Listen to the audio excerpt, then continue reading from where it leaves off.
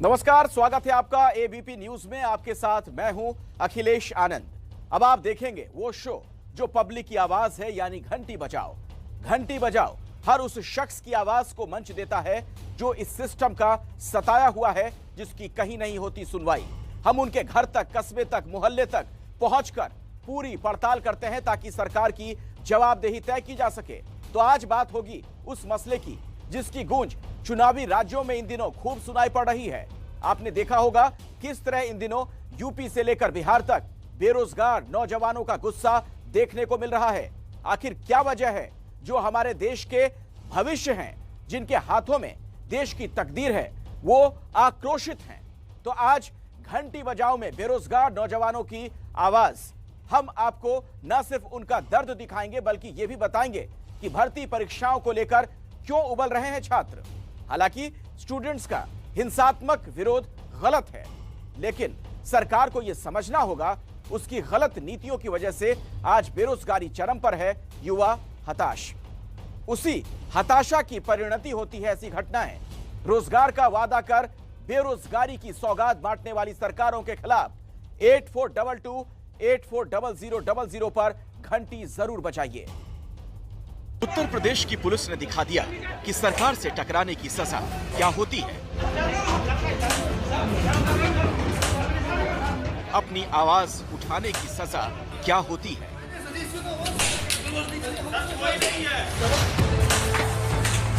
हक मांगने पर लाठी बरसाने वाले पुलिस के जवानों ने यह दिखा दिया कि उनकी बाजुओं में कितना दम है।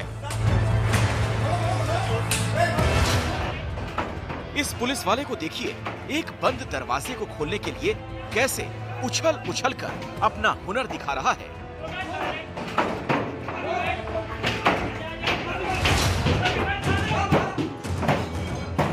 वहीं दूसरा पुलिस वाला बंदूक के बट से ही दरवाजे को तोड़ने की कलाबाजी में लगा है।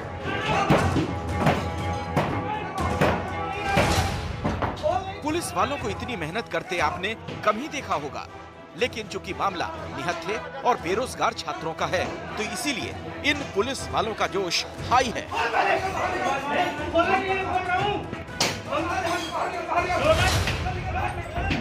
पुलिस बर्बरता की ये तस्वीरें प्रयागराज के उस इलाके की हैं, जहां बड़ी संख्या में प्रतियोगी परीक्षाओं की तैयारी करने वाले छात्र रहते हैं।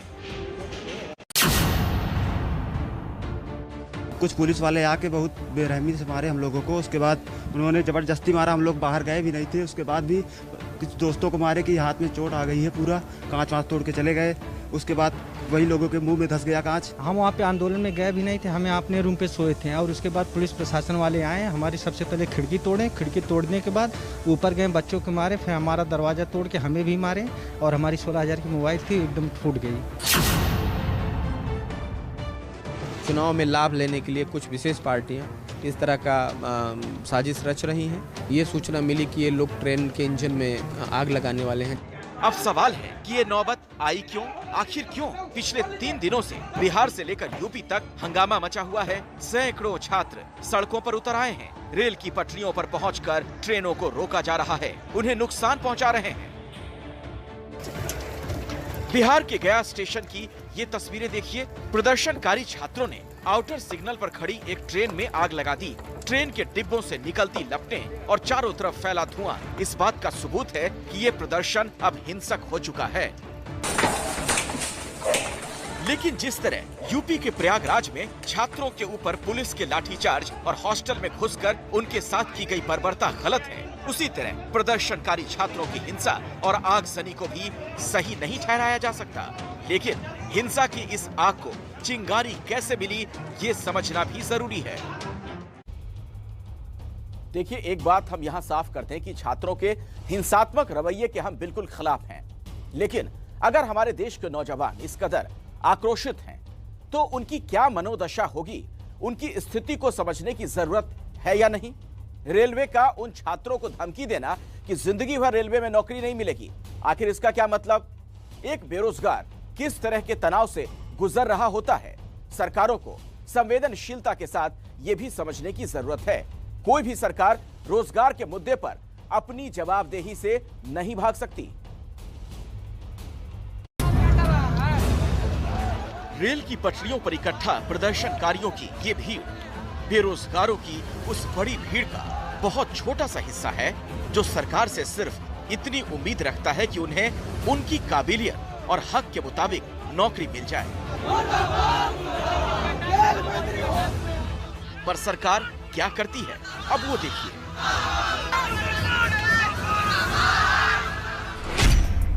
दो 2019 में रेलवे भर्ती बोर्ड यानी आरआरबी ने नॉन टेक्निकल पॉपुलर कैटेगरी मतलब एनटीपीसी के लिए नौकरियां निकाली। एनटीपीसी में स्टेशन मास्टर से लेकर गार्ड, क्लर्क, अकाउंट असिस्टेंट तक के पद होते हैं।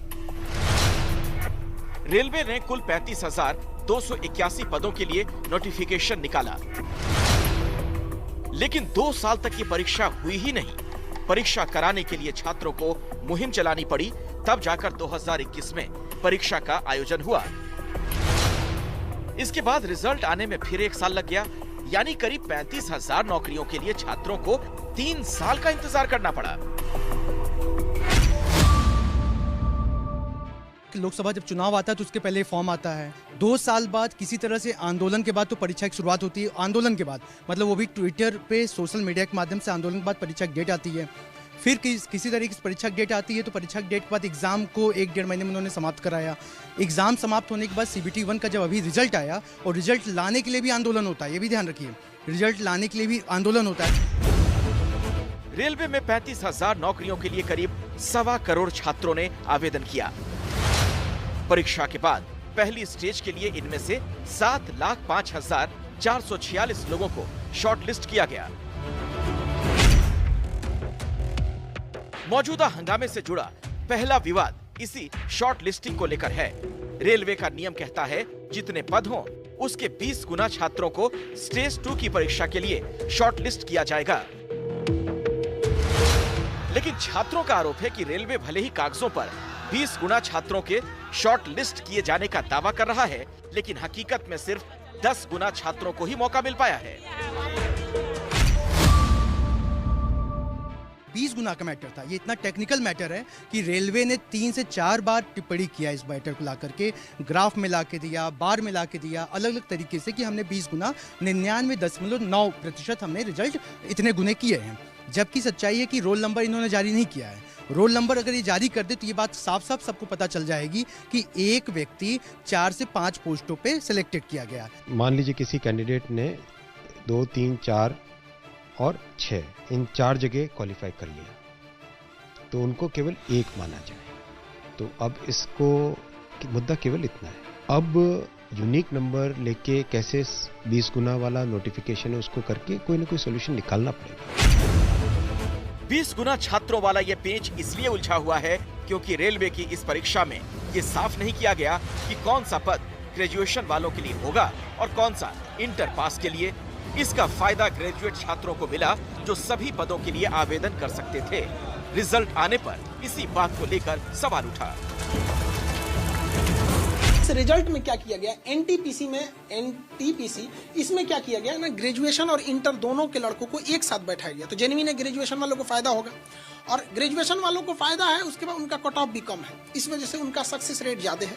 और इंटर वालों को चूंकि ग्रेजुएशन वाले के साथ बैठाया गया तो एक तो लॉस वहां हुआ, और उनका कट ऑफ 100 में 96 है, कहीं कहीं 93 है, 100 में 100 कर देते तो ये डबल घाटा। उसके बाद भी कहा गया है कि ग्रेजुएशन वाले लड़कों को डबल सीट को रिजर्व रखा गया है कि एक ग्रेजुएशन होने के नाते, एक इंटर होने के नाते। तो इंटर वालों का कहना है कि रेलवे ने अपना पैसा बचाने के लिए हम लोग को बलि का बकरा बना दिया। विवाद सिर्फ इस परीक्षा को लेकर ही नहीं है। फरवरी में रेलवे के लिए ग्रुप डी की परीक्षा होनी है। छात्रों का कहना है रेलवे ने अब इस परीक्षा को भी 2 स्टेज में कराने की बात कही, जबकि पहले ऐसा नहीं था। ग्रुप डी का अभी 2 दिन पहले क्या हुआ था कि उस समय भी एग्जाम का डेट वोट कुछ नहीं आया था सब कुछ, लेकिन फिर अब इस समय क्या किया गया कि एग्जाम जब विज्ञापन आया, विज्ञापन के बाद ही ये लोग 2 एग्जाम करवाने, एक CBT 1 और CBT 2 ग्रुप डी के लिए जब नोटिफिकेशन जारी किए थे तो उसी समय इन लोगों को बोल देना चाहिए कि हाँ हमने CBT 1 भी करवाएंगे, CBT 2 भी करवाएंगे। लेकिन अब खेल चालू होने के बाद बीच में तो नियम नहीं बदलना चाहिए ना। ग्रुप डी का पेपर भी, वो भी आंदोलन के बाद आता है कि भैया ग्रुप डी का पेपर कब होगा। लाखों पोस्ट है, उसमें 35,000 कुछ पोस्ट है, इसमें 1 लाख से अधिक पोस्ट है। 1 लाख पोस्ट मतलब 1 करोड़ से अधिक फॉर्म पड़े हुए हैं। 1 लाख बच्चे जब इस बात के लिए भैया चलो इसका परीक्षा कराओ, सारे कोचिंग सारे इंस्टीट्यूट बच्चों ने सोशल मीडिया पे इसको चलाया, तो 1 लाख वाले बच्चों को अब इन्होंने 2 स्टेट कर दिया। मतलब चपरासी बनना है, जमादार बनना है तो आप 3-3 बार परीक्षा दो, IAS बनना है तो लेटरल एंट्री करके किसी को भी बना दो। लेवल 1 का एग्ज़ाम है, उस एग्ज़ाम में सिंगल स्टेज हो या डबल स्टेज एग्ज़ाम हो, देखिए उसमें 1 करोड़ से अधिक एप्लीकेंट्स हैं। 1 करोड़ से अधिक एप्लीकेंट्स का अगर यूनिफॉर्म एग्ज़ाम करना है तो उसमें हमें सोचना पड़ेगा कोई न कोई तरीका। लेकिन ये भी छात्रों ने मुद्दा उठाया है तो उस मुद्दे का भी हम ये कमेटी विचार करेगी। सवाल है कि नौकरियों को लेकर इतने उलझाने वाले नियम और नीतियां क्यों, जबकि हकीकत यह है भारतीय रेलवे में बड़ी संख्या में पद खाली पड़े हैं। ग्रेड ए में 13,662 स्वीकृत पद हैं, जिनमें से 1,734 खाली हैं। ग्रेड बी में 5,938 पदों में से 1,341 खाली हैं और ग्रेड सी में 14,88,094 पद स्वीकृत हैं, उनमें से 2,56,294 खाली पड़े हैं। और इस तरह रेलवे में फिलहाल 2,59,369 नौकरियां निकाली जा सकती हैं।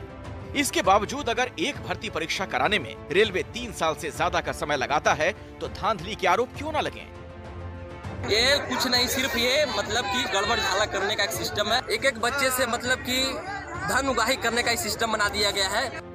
सवाल सिर्फ रेलवे की परीक्षा का नहीं है। पिछले कुछ सालों में देश के कई राज्यों में सरकारी नौकरियों के लिए होने वाली परीक्षा में धांधली के आरोप लगे हैं, जबकि साल दर साल देश में बेरोजगारों की संख्या बढ़ रही है। यही वजह है कि नौकरियों को लेकर सरकार की नीतियां और नियत दोनों पर सवाल उठते हैं।